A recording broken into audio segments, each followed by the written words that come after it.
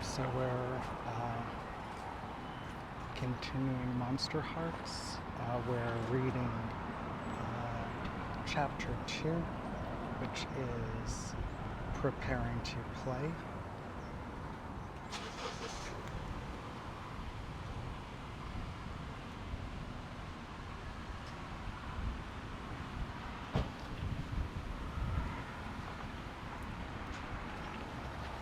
So gather supplies.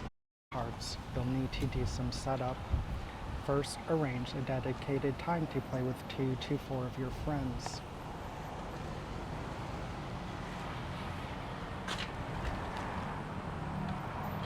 Be clear on how big of a time commitment you are expecting. This chapter assumes that if you're the person doing the preparation and teaching work, you'll also be the MC. As such, this chapter is addressed to the MC.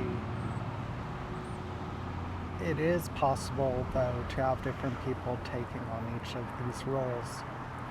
There's some printing to do before getting together. Start by choosing the skins that you want to present at the table. These are the monster archetypes that players can choose from, and serves as a workbook to set up and play a character. Print and fold the skins you'll be using.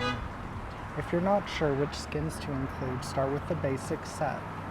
The Fae, the Ghost, the Ghoul, the Hollow, the Infernal, the Mortal, the Queen, the Vampire, the Werewolf, and the Witch.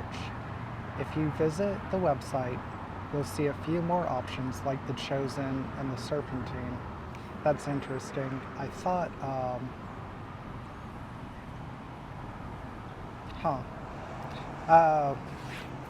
the original edition of this is not for sale currently.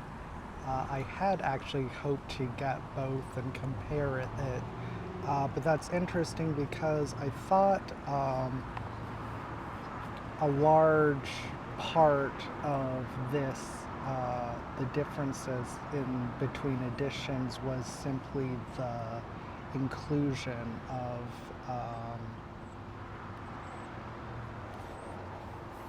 additional skins.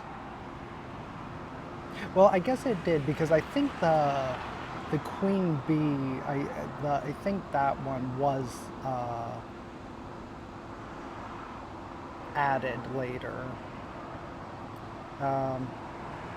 You'll also need to print off the MC handout and a copy of the player handout for each player. You may be interested in printing off a small town, one of the single-page settings for the game that help you get started by playing as quickly as possible. If you choose a small town, it'll tell you which skins to bring to the table. Then, the website. You'll also need,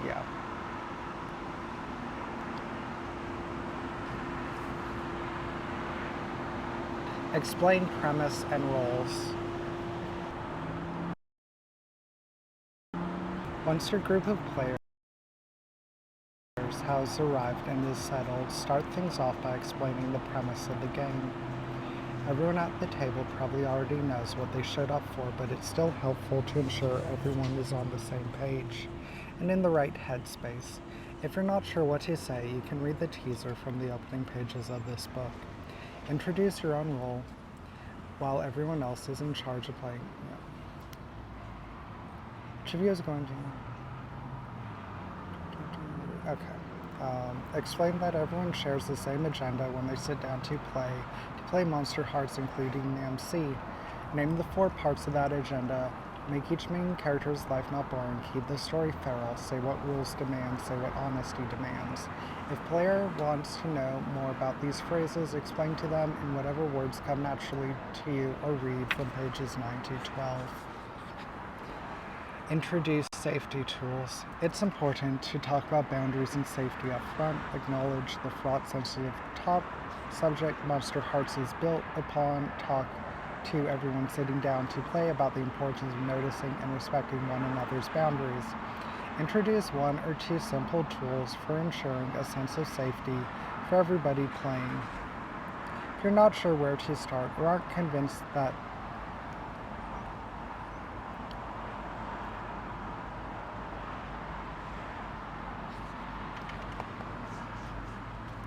I don't know. I think our, your option small town. If you've chosen to use one of the quick start small towns for your game of Monster Hearts, introduce it now. Read aloud its name and tagline. Ask someone to read the background section and encourage them to tap into their best melodramatic narrator voiceover. Ask someone to read the list of the recommended scene locations, then take the page back and read the list of skins to include. As you're out each one, add that skin to the options of the table. Those 5 to 6 skins are the total set of options available for this session. And again, where you can get it at. If you'd prefer to create your own setting as a group, that's great. The guidelines for doing that are coming up. It doesn't take much work at all. Pick skins.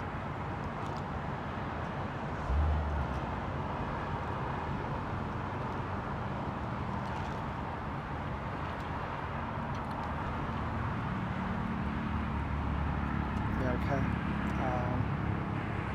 I don't think there's anything really worth investigating there. That's pretty straightforward. Choose identities. Once everyone has chosen their skins, direct their attention to the identity section of the inside left page. Explain that a character's identity has 4 components: name, look, eyes, and origin. Players should circle one option for each component. The eyes are an important detail in paranormal romance. They're telling hint about a person's true nature for anyone who should be so brave as to hold their gaze. The origin explains how your character came to be, the type of monster or person that they are today. If there's any uncertainty about what an origin means, it's up to the player to define it. There's no definitive answer about what it means for a ghoul to be rejected. Everyone should share their choices aloud and answer any questions that bubble up in response. A helpful device for play is to give each player an index card or half card. Have each player fold it in half and write their name and what type of monster they are on the side facing towards the rest of the table. Establish setting. If you've already introduced a small town, skip this step. Otherwise, it's time to establish more details about the setting now that we have a broad sense of who the main characters are.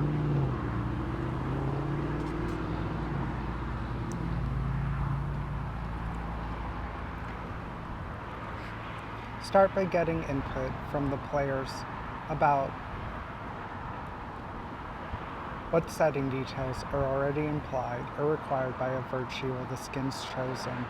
If there's a werewolf, does the game need to be set in a heavily forested area? If there's a Selkie, does it need to be oceanside? If there's a witch, does that player dream of a particular practitioner community in the local underground economy? Maybe you need bodegas with backroom sanitaria practitioners, or a mountain village in the rural northwest where neo-pagan bonfires take place at every lunar event. Let the main characters serve as a starting place for deciding where the game will be set. Collectively establish a vague idea.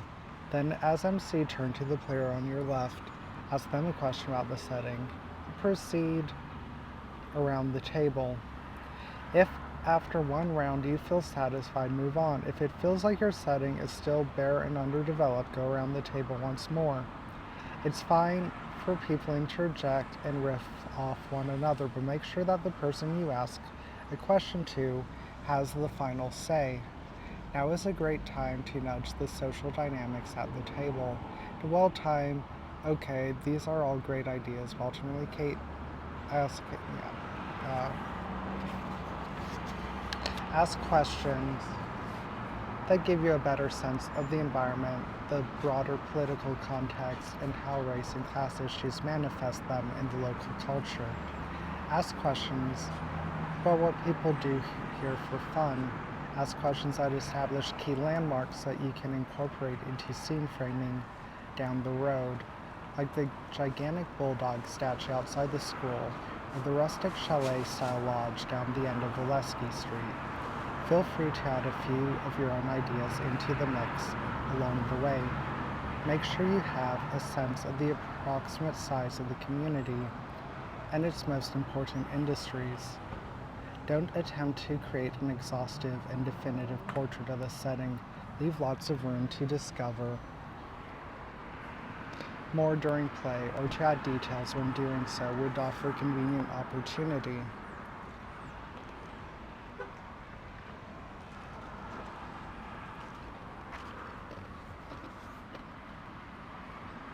Get enough details so that everyone is excited on a similar page, and then move on.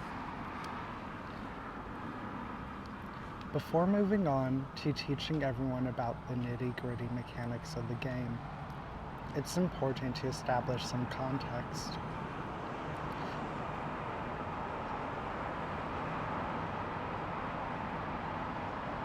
Role-playing is a conversation. The conversation is broken into scenes. The MC has a unique role in that conversation, and the rules exist to sculpt the story as well as shake it up at key moments.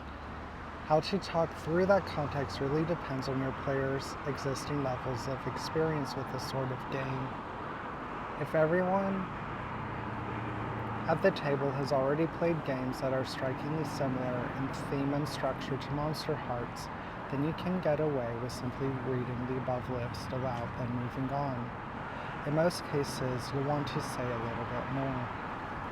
If the people you're playing with are new to role-playing games, be as thorough as you build this context, even if it's second nature to you at this point. Because you've played 100 different games and own dozens of fancy dice, don't overlook the importance of building a foundation with new players. Talk about what role-playing is, and provide an example of how two people might go back and forth to play out a scene together. If you're playing with people who are veteran role-players but have mostly stuck to adventure games in the fantasy genre, emphasize what's different here. Monster Hearts isn't about rallying together as a party, it's about exploring relationships and internal strife. It's not exactly player versus player, but it is certainly a game where characters hurt one another, make mistakes, and navigate fallout. Part of your job is to do your best to make the game accessible and intelligible to everyone at the table. Try to adjust your teaching style to accommodate the needs of the people you're playing with.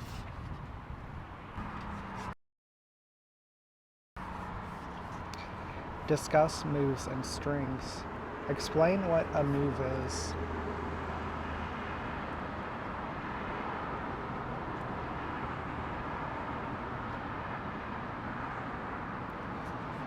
How it emerges from the conversation, and how the results of the move feedback to that same conversation.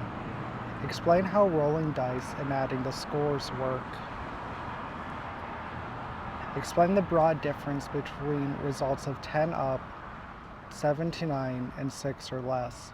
Mention that there are basic rules that every main character shares, and additional options available to each skin. This is a great time to make sure everyone has a player handout in front of them, directing their attention to the list of basic moves. Answer any questions that people have. Mention that, as the MC, you don't have moves, and instead your guidelines and rules about reacting to the things the characters say and do. Mention that you'll mostly be setting up situations, but that occasionally, particularly if they roll a 6 or less on a move, you'll also bring them crashing down. Explain what strings are, both symbolically and mechanically. At this point, your players have just taken in a lot of information, and it's a perfect time to consolidate that information with an example.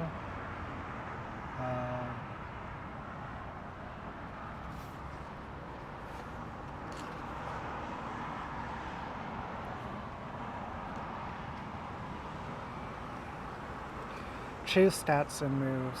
After discussing moves and strings, direct the players to select their stats as well as their skin moves. These choices can be made in either order and can potentially inform one another. Each skin has 2 potential lines of stats.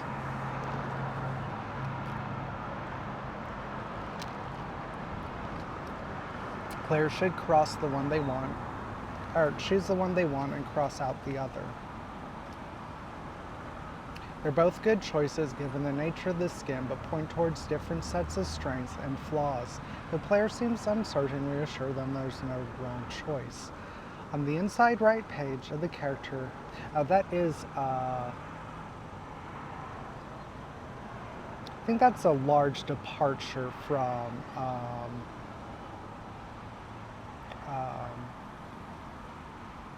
well, and it's kind of more or less the same concept, but I'm sure backing it, but that's a large departure from version 1 because I believe in that version it's much closer to the game it's based on, in that I think you choose, you choose like a good stat, you choose like a couple middling stats, and then you choose like a bad stat.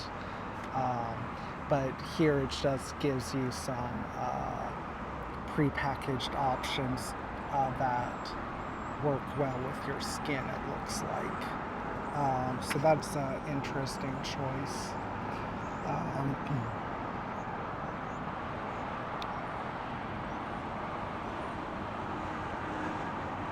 On the inside right page of the character sheet, there is a list of skin moves. Each skin has slightly different instructions for choosing their moves, given in italics at the top of the list. For example, with some skins you start out with an already selected move and get to choose one more. The Infernal and Witch are also prompted to choose a couple other things, bargains and hexes. Ask that once someone has made all their choices, they share them aloud. Players don't need to read it word for word, but a little bit of explanation is always appreciated. Teach reactively. It can be tempting to explain every single mechanic up front, but doing so isn't necessary. At this point, you've already given players a solid foundation of understanding about how the game operates. So basically, it wants you to start playing as soon as you can, and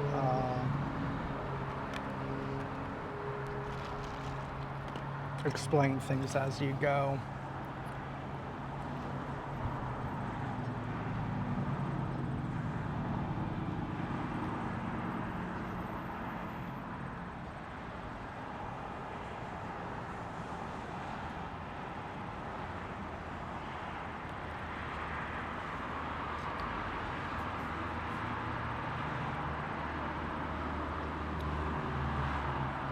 Establish backstories. Once everyone has chosen their stats and moves, make sure all the main characters have been introduced. Encourage each player to share a few details about their character's personality and family life. Let questions bubble up if there are any. Now that the whole table has a handle on who their main characters are,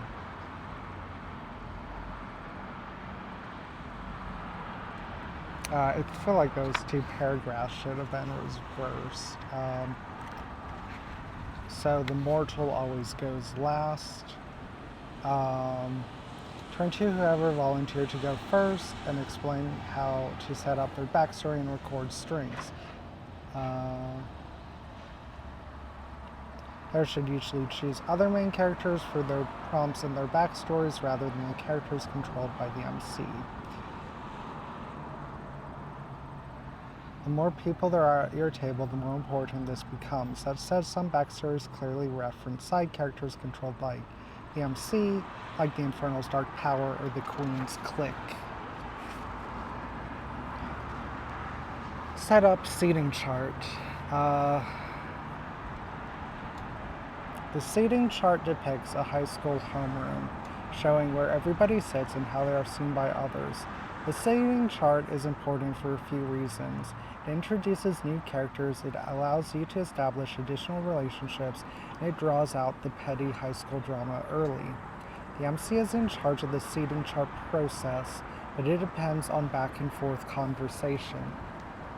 The MC starts by drawing a simple classroom, a teacher's desk at the front, and several rows of students' desks. The ideal is 3 rows of 5 or 4 rows of 4.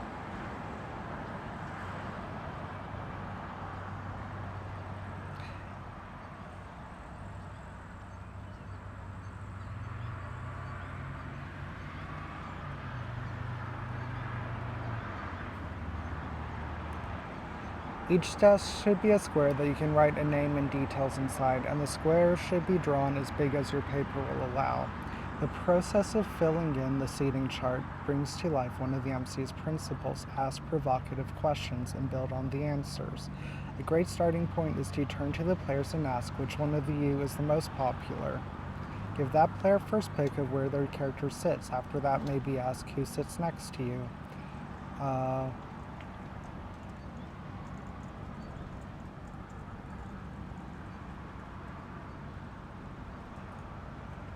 In addition to their name, ask 2 questions about each character and ask them of different players.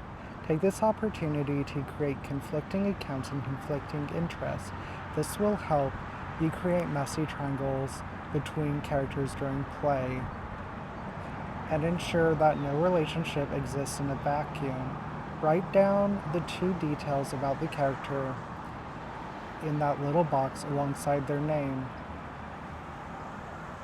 Then move on and fill another desk. Once you've filled in a few desks, ask another player to decide where the character sits. With fewer desks available, every time the least popular of the main characters is only left with a couple options. Continue to create new classmates and ask provocative questions about them until the chart is full. Think about gender and race as you spring forward with names. Make sure... Well, okay. Not 16, but some of us do have a lived experience with at least 4 or 5 Jessicas. But okay. Make sure a bunch of these side characters have obvious hooks into the main characters. There's a werewolf character on the football team. One of the classmates you create should be a star quarterback.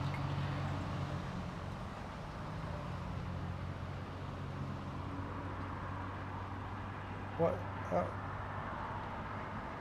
Well, yeah.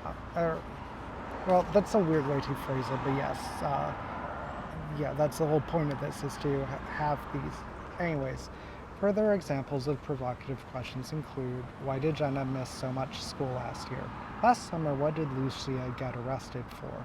What are the rumors about Miguel's family? Are they true?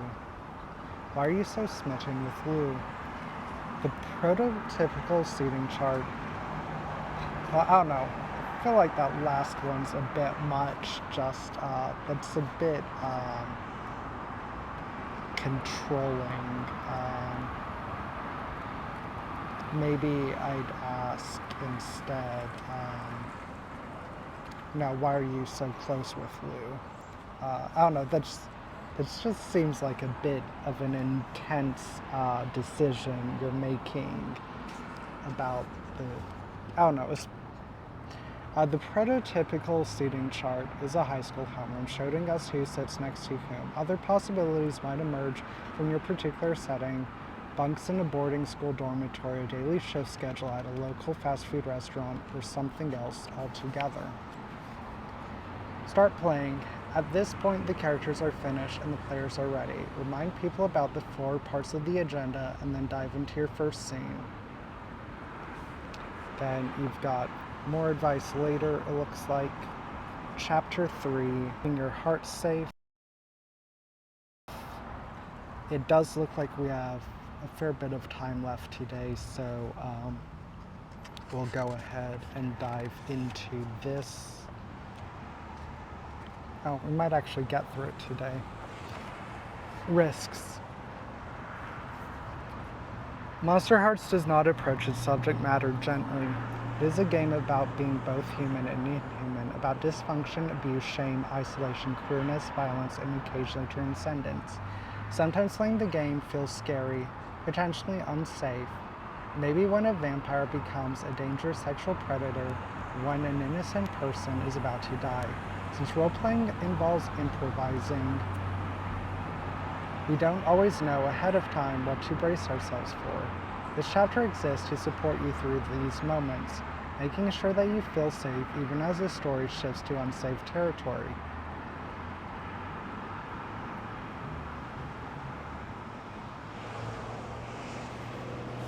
Responsibilities. Words have a lot of power. In a game like Monster Hearts, your words have the power to cause harm, just as much as they have the power to delight. When you play a role-playing game, your words carry with them 3 circles of responsibility. The innermost is a responsibility to yourself.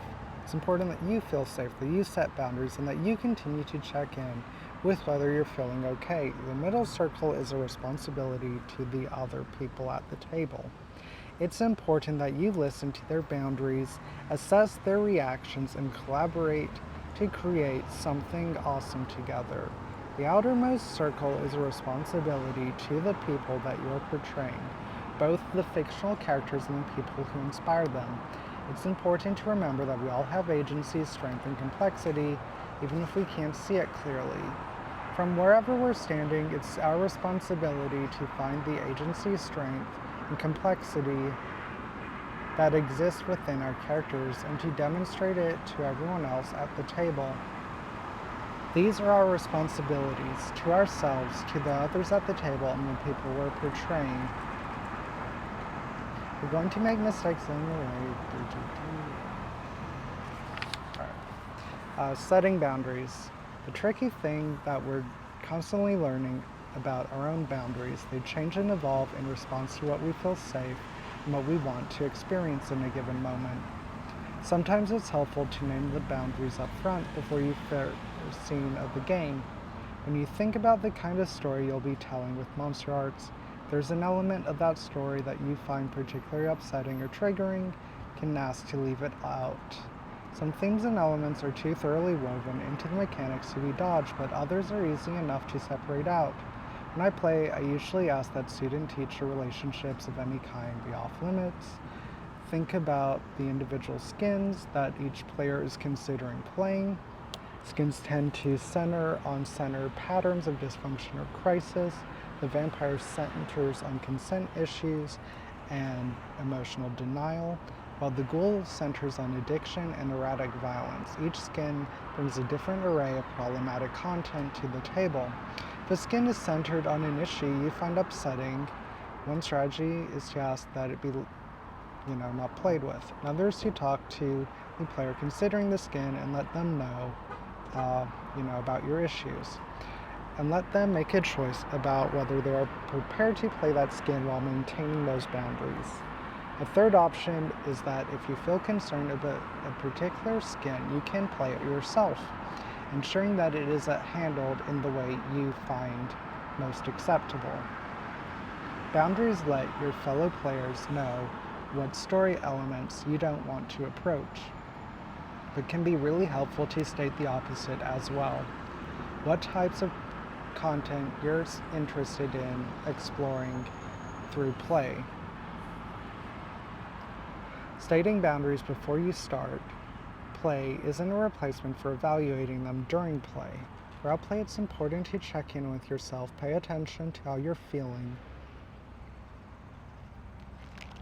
Does an event in the game leave you feeling panicked, trapped, hurt, or mistrustful? It may be time to express some new boundaries or request a new approach. You spend your whole life collecting tools and strategies for expressing boundaries and keeping yourself safe. Don't feel limited to using new tools and mechanics introduced at the gaming table. Tools introduced at the table exist to make communicating your boundaries easier, not to replace the techniques you already know and use. The biggest strength of these tools, like the X card, is that they provide the group with a common language with dealing with player concerns.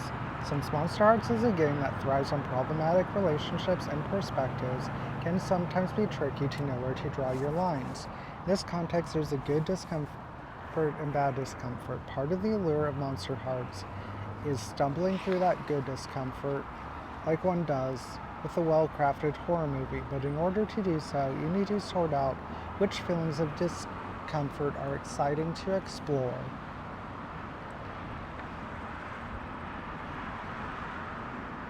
and which leave you feeling unsafe. It's up to you to determine how discomforted you want to feel, where your boundaries lie. You may find that boundaries shift during play. What began as an exciting, provocative topic might turn into an unsettling and undesired one. Good discomfort can become bad discomfort. The inverse is true. What initially seemed painful might become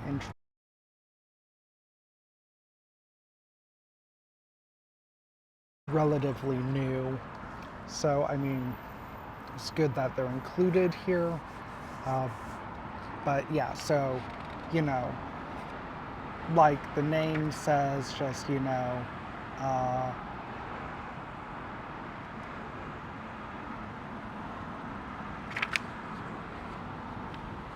just there's something somebody's uncomfortable with, you can, fade to black. And then the scene. Breathing. When you play Monster Hearts, take breaks. Maybe take a bit of a break if after an intense scene or whatever. Recovering. Monster Hearts has the potential to leave people feeling hurt. What should you do when this happens to you? Since you know yourself than anyone else could, you are the ultimate authority of your own needs. In that moment, this guide can offer strategies and suggestions, but none of it trumps your own intuition.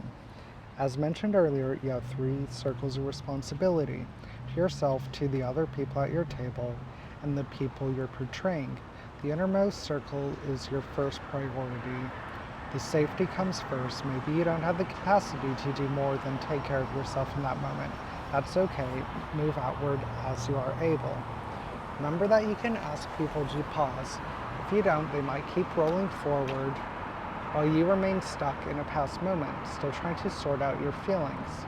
Sometimes it'll be unclear what you need from a situation. Your needs are valid even if you don't yet know what they are.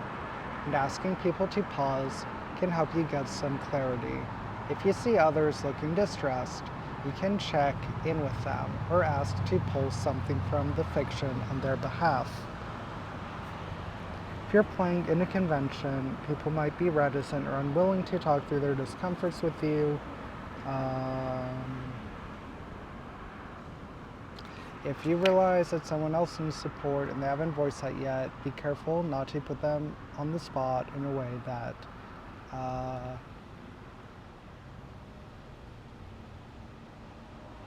adds pressure. Use the X card.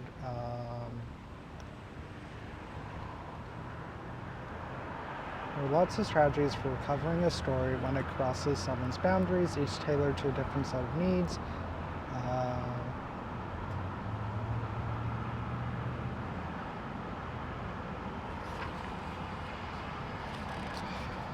Reasons to play. After a big talk about risk and care, it's important to remind ourselves why we're, playing this in the first place. Why play Monster Hearts? You play because these characters are magnetic and flawed, and you want to see how they grapple with things like shame, uncertainty, and power. They are easy to love, easy to hate. Amazing stories can emerge from that sort of complexity. You play because outsiders are important. You play because queer youth are routinely erased from the world. Monsterhood serves as a messy metaphor for bringing them back.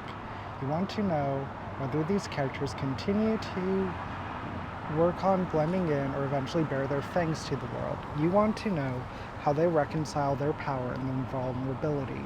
You play because adolescence is a confusing time.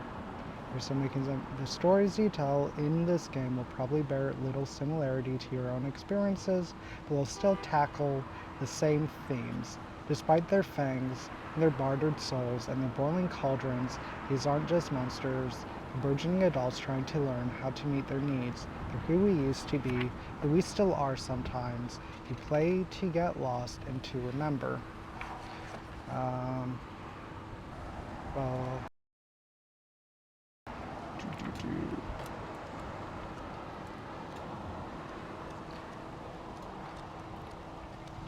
Yeah, I think we'll end here.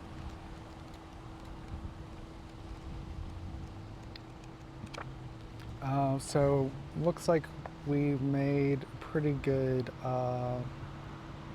chunk of progress today. So we'll pick up